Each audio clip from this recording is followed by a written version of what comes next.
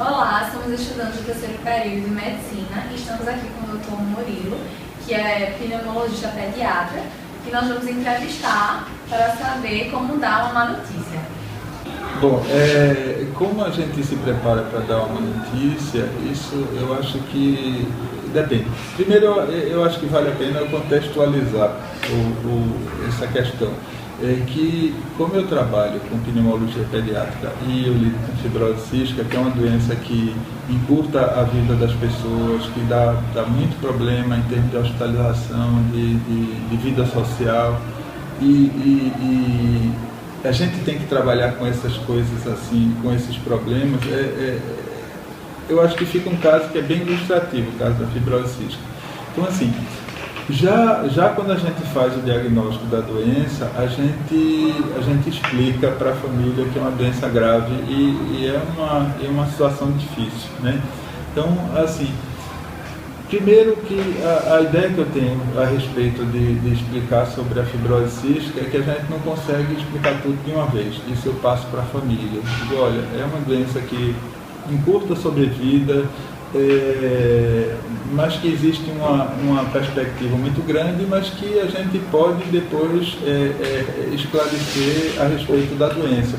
E também, assim, a gente pode complementar esse tipo de informação com outros grupos de apoio. Por exemplo, a gente tem equipe de psicólogo que pode fazer isso com a família, tem as associações dos pais que também ajudam bastante, tem muita gente que dá experiência de vida para as pessoas que têm um diagnóstico recente, né? O que é que os filhos estão passando, ou o que é que o filho passou, porque tem pessoas que estão na associação de pais que têm filhos já falecidos. Então isso tudo ajuda para a gente dar notícia.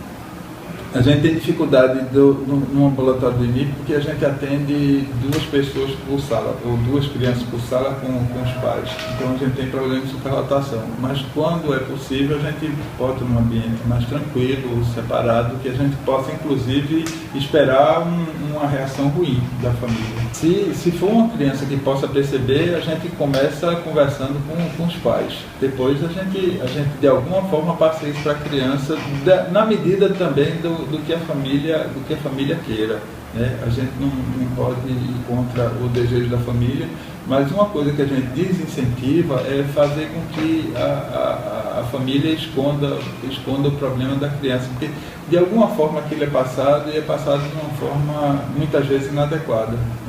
Eu acho que a agressividade é mais difícil da gente lidar do que o choro, né? O choro a gente procura dar apoio. Quando a gente dá uma notícia ruim, a gente de alguma forma espera uma reação desse tipo, né? Uma reação de choro, da pessoa ficar indefesa, de perder, de perder o controle, né? A agressividade é mais difícil, né? Porque quando um pai de um paciente agride a gente, de alguma forma a gente se sente ferido, isso pode interferir no relacionamento da gente, né? Mas eu acho que é importante a gente ter em mente de que aquela agressão pode ser uma maneira de tentar enfrentar o problema de uma forma errada, mas é uma maneira de enfrentar. Então a gente tem que de alguma forma contornar esse tipo de problema.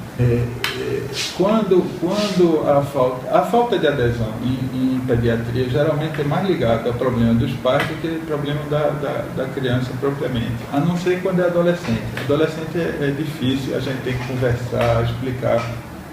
Uma coisa que eu procuro conversar muito com os adolescentes é em relação ao fato de eles não terem noção da finitude, né? Adolescente vê o problema dele como um problema imediato, não para uma vida futura. Então, eu costumo passar assim, que a situação dele atual pode repercutir na vida futura, né? Tem muito adolescente com fibrose cística que é rebelde a tratamento, que não quer tomar os medicamentos, não quer fazer fisioterapia, e isso pode comprometer no futuro. Então eu digo a eles, olha, vocês têm que pensar que vocês vão viver até o mais tempo possível. Pode ser que se você continuar com essa atitude que você está tomando agora, quando chegar com os 50, com os 40, com os 30, vocês podem estar dependentes de oxigênio, sem conseguir sair de casa e com uma deficiência grave. Então é preciso que vocês tomem consciência disso. Para a família é mais complicado. Quando o problema é social, é difícil da gente resolver, mas a gente tenta, fazendo com que a prefeitura se sensibilize, com que o governo do estado ajude de alguma forma. A gente já teve, por exemplo, uma criança que não conseguia fazer a nebulização com medicamento específico porque não tinha energia elétrica em casa. Quando a gente tem um problema de aderência porque a família não quer fazer o tratamento, isso é mais complicado. Tem uma paciente que agora está na fila do transplante, que quando ela era pequena foi feito o diagnóstico e a família achou que ela ia ficar curada por causa de Deus. São religiosos e acharam que o problema ia ser resolvido dessa forma. E eles voltaram depois, a menina com 14 anos de idade, já com um comprometimento mais sério, e eles resolveram aderir ao tratamento. Demorou. Não teve como abordar, penso eu, para evitar esse tipo de problema, mas é uma coisa que a gente tem que tentar fazer, né? A gente está tentando estruturar um grupo multidisciplinar para tentar resolver isso, tentar incluir psicólogo, outras pessoas da equipe, fisioterapeuta, para tentar resolver. Mas é uma questão que é muito difícil. Quando é uma doença aguda, aderir tratamento é mais fácil, mas quando é uma doença que leva a vida inteira, é muito complicado e às vezes a gente não consegue. Para todos os pacientes que têm doença crônica grave, eu disponibilizo o telefone, não só para pacientes de clínica privada, mas os pacientes do IMIP também. Então eu acho que isso é uma coisa que, pelo menos na minha concepção, é importante, sabe? A gente dá acesso à pessoa para qualquer outro momento, além daquele que está sendo atendido, de conversar. Eu acho que sempre o médico deve estar envolvido nesse aspecto de dar notícia da terminalidade e falar que o tratamento não funciona, o tratamento curativo. A gente pode fazer o tratamento paliativo. Pode ser até que a gente precise de outras pessoas em alguma circunstância especial, mas sempre o médico tem que estar envolvido nisso. E eu acho que na maioria das vezes, quando a gente tem um contato repetido com o paciente e a gente estabelece um rapport, é preciso que o médico diga esse tipo de coisa, sabe? Talvez ele seja a principal pessoa para abordar isso. A pessoa percebe, por mais desprovida intelectualmente, mais simples que seja, eu acho que a pessoa percebe quando tem uma doença muito grave e que não tem cura e que não pode mais fazer tratamento. Então eu acho que a gente tem que abordar esse tipo de problema com a pessoa, porque dá mais conforto do que se a pessoa perceber que a gente está escondendo alguma coisa. O que é que a gente pode dizer? Que a doença já chegou num ponto que não tem um tratamento que seja efetivo. Que o que a gente pode fazer é dar mais tranquilidade, dar mais conforto, dar alívio de dor, de qualquer dificuldade que a pessoa esteja sentindo. Isso é que a gente pode dizer.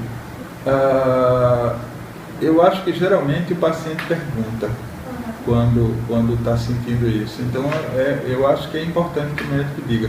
Quando é uma criança, a gente tem que conversar com os pais primeiro e saber o que é que eles acham. E explicar para os pais, isso é obrigatório. E para a criança, se eles acharem que deve. Foi uma paciente com fibrose cística, ela morreu, tinha 34 anos. Eu comecei a acompanhar ela com 27.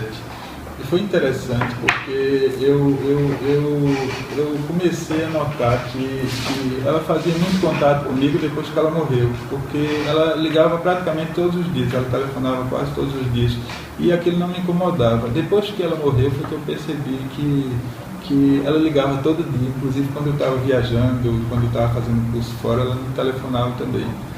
E eu lembro que quando ela piorou muito, ela entrou em insuficiência respiratória grave, ela começou a entrar em coma, começou a ficar sonolenta e entrou em coma. E eu tive que conversar com a família. Eu disse aos pais e ao irmão, inclusive, que tem a doença, que eu trato até hoje, que ela estava agravando e que não tinha mais muito o que a gente fazer e que agora era esperar que ela morresse. E de fato foi o que aconteceu, né? Eu achei que eles receberam de uma forma adequada, até porque eles percebiam que ela já sofria há muito tempo. E esse irmão dela, até hoje eu trato dele, ele está bem, não tem uma condição ruim, mas acredito que ele também tenha entendido isso de uma forma adequada, do contrário, ele não estava fazendo tratamento comigo. Fez o exame confirmou que tem a fibrose cística, então eu falo primeiro na doença, depois eu explico o que é a doença e como é que ela se manifesta, entendeu?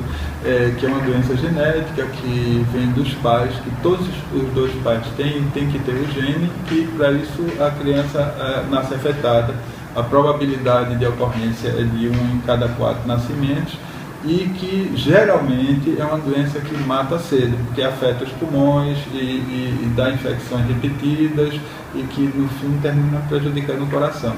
Mas eu sempre procuro dar uma perspectiva positiva em relação a isso, que existe uma perspectiva de cura para um futuro não muito próximo, mas que existe perspectiva de tratamento específico que já está sendo até comercializado. Então eu procuro dar um lado bom também para as pessoas seguirem.